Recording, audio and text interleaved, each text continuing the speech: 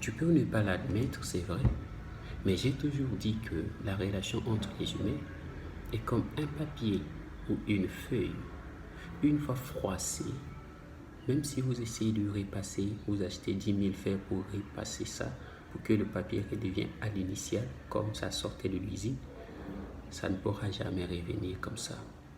Pour dire que vous avez poussé déjà les limites jusqu'à fond, et même si on essaye de réparer, on aura toujours des séquelles dans nos têtes. Ça, c'est la relation entre les humains. Même si nous essayons de dire que non, j'ai pardonné, j'ai oublié. C'est difficile, on n'oublie jamais. Et on a même parfois l'audace de dire que le pardon n'est pas l'oubli. Donc le pardon n'est pas synonyme de l'oubli. Je t'ai pardonné, mais je n'ai pas oublié les mots que tu m'as fait, que tu m'as infligé.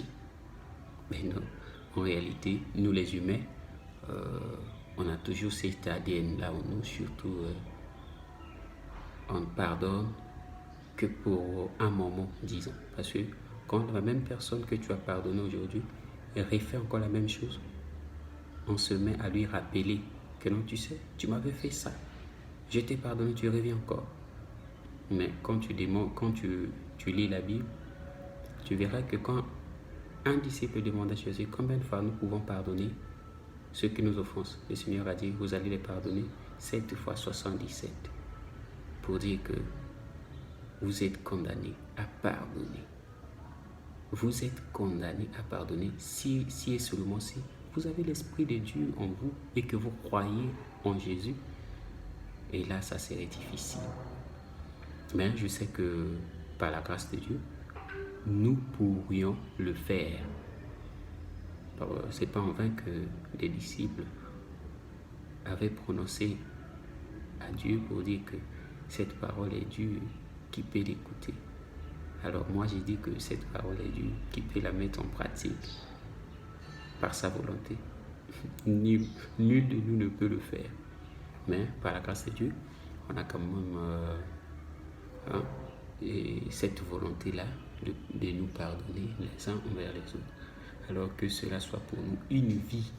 Alors, toi qui offenses les autres, ne continue pas toujours à offenser parce que tu sais qu'il y a le pardon, on va toujours te pardonner. Dieu n'aime pas ça aussi. Quand tu es là pour causer des obstacles, pour être une occasion de chute des autres, Dieu va te juger sévèrement également. Alors, je nous conseille et je nous motive et je nous donne toujours l'esprit du pardon et j'essaie de le faire aussi de mon côté. J'essaie de pardonner aussi ceux qui me causent des problèmes, des ennuis, comme moi aussi je fais aux autres.